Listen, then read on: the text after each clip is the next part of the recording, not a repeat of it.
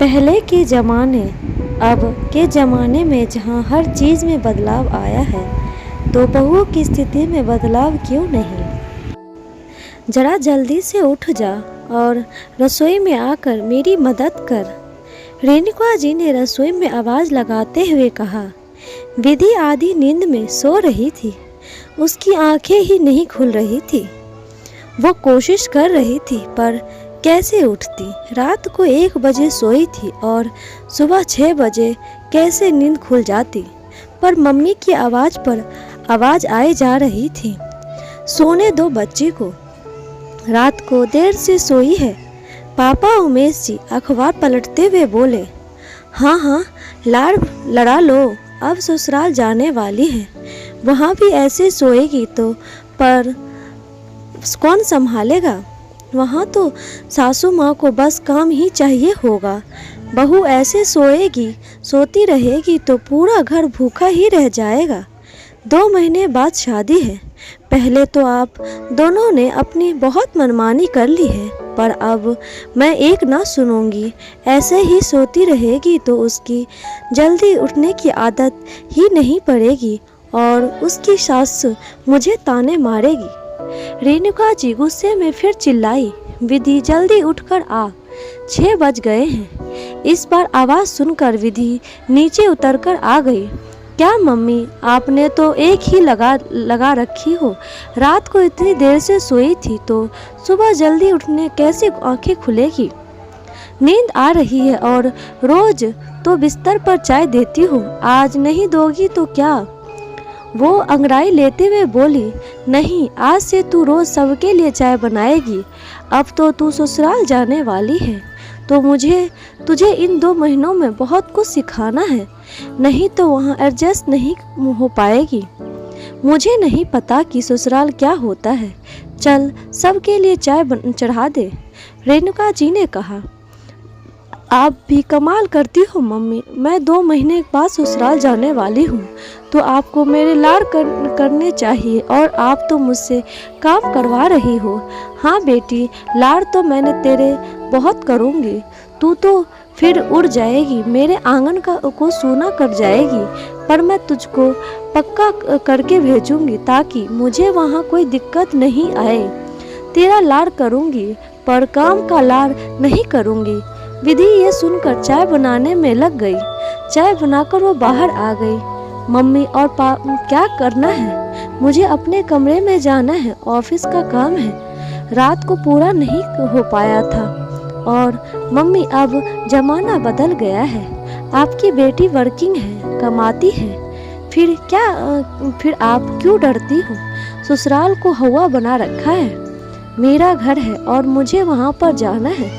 चली जाऊंगी। आप ज़्यादा ही चिंता करती हो। विधि ने गर्दन में बाहें डालते हुए कहा। अब बेटा थोड़े दिन के लिए ऑफिस के काम के साथ घर के काम पर भी ध्यान दे ताकि वहाँ परेशानी नहीं होगी। रेणुका जी ने समझाया। क्या मम्मी, आपने एक ही लगा रखा है। अब मैं ऑफिस का काम करूँगी या रसोई में बेलन चलाऊंगी। हद है, इतनी मेहनत से पढ़ाई करी है, इतनी जल्द अच्छी नौकरी, कंपनी में अच्छी नौकरी लगी है और आप कह रही हो रसोई में काम करूं। अभय का परिवार ऐसा नहीं है, वो पढ़ा लिखा परिवार है। ऐसा जरूरी नहीं जो आपको ससुराल में सहना पड़ा था वो मुझे भी सहना पड़ेगा। मैं आत्मनिर्भर हूँ, आज के ज़माने की लड़की हूँ। मेरे साथ वो सब नहीं होगा, आप फिक्र मत करें, और कुछ होगा तो मेरी ज़िंदगी में मैं देख लूँगी। आप सबको परेशान नहीं करूँगी। यह कहकर विधि पैर पटकते हुए चली गई। आपने देख लिया कैसे मुंह फट है, कमाने क्या लग गई है, मुझे जवाब देती है। अभी आपने ही सपने में उड़ रही है। इसको पता नहीं है ससुराल क्या होता है। जब ससुराल वाले से सामना होगा तब अकल ठिकाने आएगी। विधि ने अपने मम्मी की एक बात नहीं सुनी और अपने ऑफिस और शादी की शॉपिंग में व्यस्त रही। शादी के दिन भी विधि बहुत खुश थी और आने वाले जीवन के सुनहरे सपने सजाने में लग गई थी। जब विदाई की घड़ी आई तो रेणुका जी फूट फूट कर रोने लगी। मम्मी, आप तो ऐसे रो रही हो जैसे वहाँ मुझे सब मार डालेंगे। आपकी बेटी बहुत मजबूत है, आपकी बेटी आत्मनिर्भर है। और विधि हंसते मुस्कुराते हुए चली गई। विधि और अभय एक ही ऑफिस में काम करते थे। दोनों एक दूसरे को पसंद करने लगे थे और घर वालों की सहमति से दोनों ने शादी करने का फैसला किया था। विधि एकल परिवार में पति पत्नी बूढ़ी खुले विचारों की लड़की थी और अभय संयुक्त परिवार में पला बढ़ा था। पर दोनों के बीच में बहुत प्यार हुआ और दोनों ने साथ जीने बढ़ने का फैसला किया। अभय के घर में उसकी दादी, मम्मी, पापा, ताऊ जी, बुआ जी, एक छोटा भाई और एक बहन थी। विधि ससुराल में पहुंच तो उसका भव्य स्वागत हुआ। अगले दिन चौका पूजन की रस्म थी।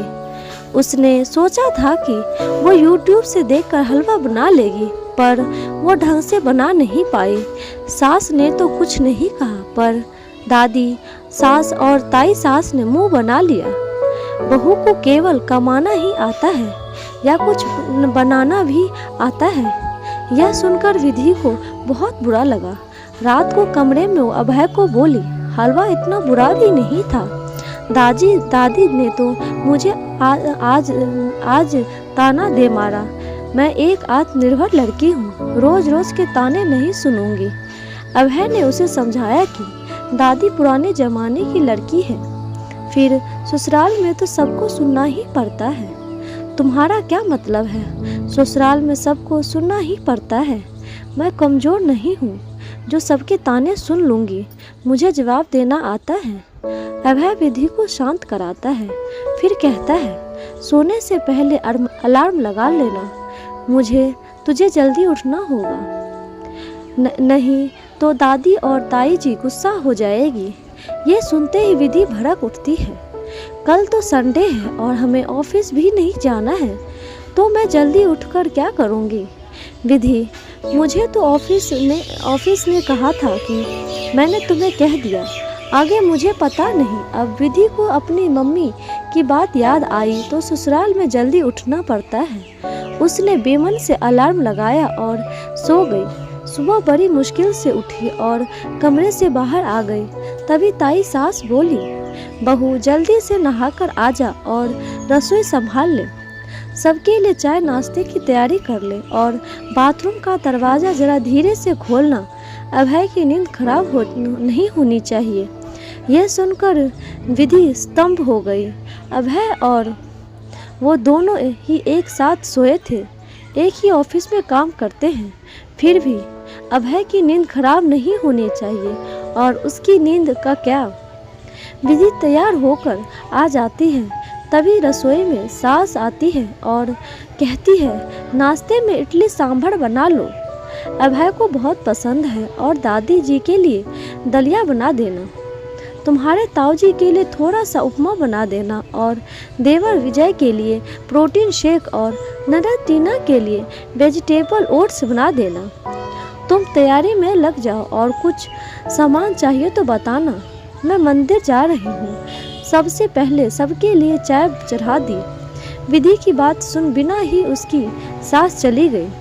थोड़ी देर बाद ताई सास आती है। बहू अभी तक भी चाय नहीं बनी।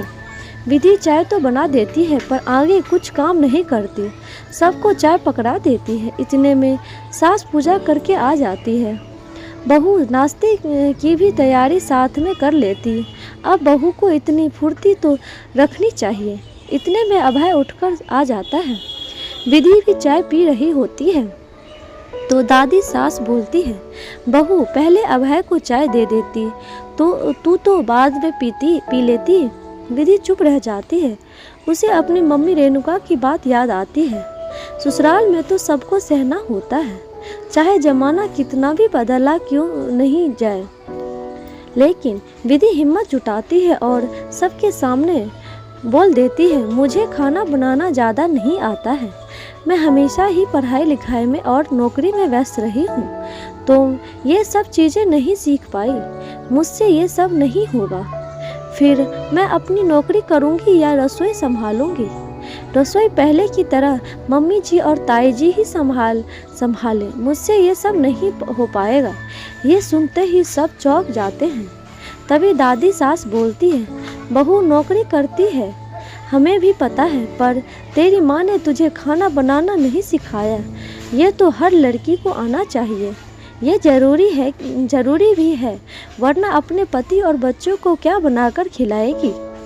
दादी जी, मैं कमाती हूँ, अपने पैरों पर हूँ, खड़ी हूँ तो अपने परिवार का ध्यान रख लूँगी, पर मुझसे पुरानी बहुएं जैसी करती थी वैसे कोई उम्मीद नहीं करना। अभय, तुमने भी मुझसे झूठ बोला, आपने परिवार के बारे में सच नहीं बताया, मुझे भ्रम में रखा। तुम्हें तो किसी घरेलू लड़की से शादी करनी चाहिए थी, जो तुम्हारे घर को संभाल लेती, जो तुम्हारे आगे पीछे घूमती रहती। मुझसे ये सब उम्मीद मत रखना। मैं पहले की बहू हूँ, बहुओं की तरह सब कुछ सहने नहीं वाली हूँ। ससुराल को मैं अपना घर समझकर आई थी, पर मुझे नहीं पता था यहाँ तो सब मुझसे इतनी अपेक्षा लगाकर बैठे हैं। मैंने पढ़ाई लिखाई करी, अपने पैरों पर खड़ी हुई, पर ये सब चाकरी करूँगी तो ऑफिस का काम कब करूँगी। आप लोग एक खाना बनाने वाली रख ले, उसके पैसे मैं दे दूँगी, पर चूल्हे चौके में अपनी पढ़ाई और करियर बर्बाद नहीं करूँगी। विधि अपनी बात कहकर कमरे में जाती है और चुप बैठे जाती है। तभी अभय आता है। विधि, ये क्या तरीका है सबसे बात करने का? ससुराल में हर लड़की को कुछ न कुछ सहना पड़ता है, वो चाहे घरेलू हो या पढ़ी लिखी, नौकरी पेशा हो। थोड़े समझौते तो हर लड़की को करने होते हैं। अभय, तुम सही कह रहे हो, मैं समझौते भी कर लेती, पर तुमने मुझसे शादी करने के लिए झूठ कहा था कि तुम्हारा परिवार खुले विचार का है, पर इनकी सोच तो पुराने जमाने की है। ये मुझे रसोई में मदद करने को बोलते हैं, वो बात अलग थी, मैं मदद कराती और कुछ सीखती भी, पर ये तो मुझे पर सारा बोझ डाल रहे हैं। कल को कहेंगे कि नौकरी छोड़ दो, ऐसा थोड़ी होता है। अभय कुछ नहीं कह पाता है, क्योंकि उसे पता था कि उसने विधि से झूठ बोला और विधि ने उसका भरोसा किया। अगले दिन ही विधि अपना सामान पैक कर लेती है। अभय, मैं जा रही हूँ, मैं इस तरह के घुटन भरे माहौल में नहीं रह पाऊँगी। तुम भी मुझे नहीं समझते हो, मैं तो तुम्हारे भरोसे ससुराल आई थी। जब पति ही पत्नी का साथ ना दे तो पति कितनी अकेली रह जाती है। एक पति का सहारा मिले तो एक पत्नी बस ससुराल में ही रह सकती है, सब कुछ सह लेती है, पर पति का सहयोग और सहारा जरूरी होता है।